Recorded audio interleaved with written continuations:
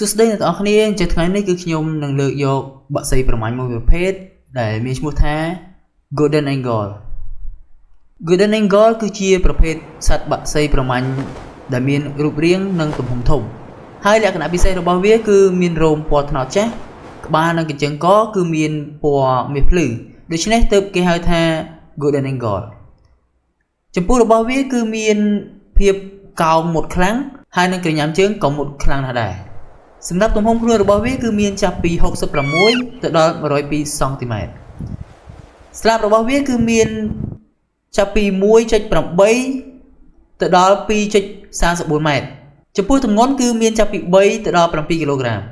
ផ្នែករបស់វាគឺមើលបានច្បាស់ជាងមនុស្សប្រហែលជា4ទៅ8ដងអាចមើលឃើញសត្វតូចៗពីចម្ងាយចំពោះទីកន្លែងដែលសត្វបក្សីប្រមាញ់ប្រភេទនេះរស់នៅគឺនៅតំបន់ភ្នំខ្ពស់ព្រៃធំវាលស្មៅហើយនិងតំបន់ភ្នំថ្មហើយវាភាគច្រើនគឺមាននៅអាមេរិកខាងជើងអឺរ៉ុបអាស៊ីតំបន់ភ្នំនៃម៉ុងហ្គូលីនិងហ្គាស៊ីស្ថាន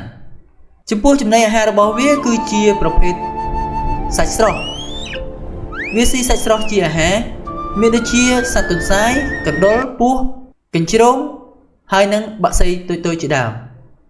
ពេលខ្លះវាក៏អាចចាប់កូនជៀមឬក៏ក្តាន់តូចៗបានថែមទៀតផងវាគឺជាបក្សីប្រមាញ់មួយប្រភេទដែលអាចហោះចុះពីលើមេឃក្នុងល្បឿនលឿនដើម្បីចាប់សត្វតូចៗយកមកធ្វើជាចំណីអាហារសមត្ថភាពពិសេសរបស់ Golden Angle គឺមានកម្លាំងក្រញាំជើងខ្លាំង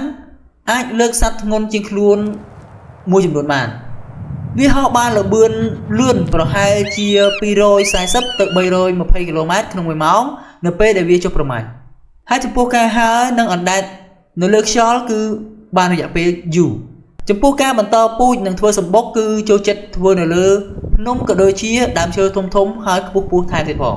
ហើយសត្វប្រភេទនេះនៅពេលដែលពងគឺវាមានចំនួនតិចគឺពី1ទៅដល់3គ្រាប់តែប៉ុណ្ណោះសម្រាប់កូនរបស់វាគឺត្រូវការពេលច្រើនខែដើម្បីហើរបានល្អ Golden Angle គឺជាបក្សីប្រមាញ់មួយប្រភេទដែលស្មោះស្ម័គ្រជាមួយនឹងដៃគូរបស់វាតែមួយគត់ចំពោះអាយុកាលនៃការរស់នៅរបស់វាគឺវាមានអាយុចាប់ពី20ទៅ30ឆ្នាំហើយក៏អាចលើសទៅដល់40ឆ្នាំបានថែមទៀតផងបក្សីប្រមាញ់ Golden Angle គឺត្រូវបានគេចាត់ទុកថាជានិមិត្តសញ្ញានៃអំណាចភាពក្លាហានហើយនិងសេរីភាពដែលប្រទេសមួយចំនួនគឺប្រើរូបវានៅលើទង់ជាតិនៅលើអាវក៏ដូចជាឯកសាររដ្ឋថែមទៀតផងការប្រើប្រាស់នៅក្នុងការប្រមាញ់នៅម៉ុងហ្គូលីនិងហ្គាស៊ីស្ថានមានប្រពៃណីបង្ហាត់ Golden Angle ដើម្បីប្រមាញ់កញ្ជ្រោងទន្សាយហើយនិងសត្វតូចៗផ្សេងៗទៀតអ្នកដែលបង្ហាត់បក្សីប្រមាញ់ប្រភេទនេះគឺត្រូវបានគេហៅថា Angle Hunters ចំណុចដែលគួរឲ្យចាប់អារម្មណ៍របស់បក្សីប្រមាញ់ប្រភេទនេះគឺជាបក្សីប្រមាញ់ដែលល្បីបំផុតនៅក្នុងពិភពលោកអាចមើលឃើញសត្វពីចម្ងាយជាង2គីឡូម៉ែត្រហើយនៅពេលដែលវាហោះហើរទៅលើមេឃគឺស្លាបរបស់វាគឺមានទំហំធំហើយក៏ស្រស់ស្អាតផងដែរ Please subscribe my YouTube channel.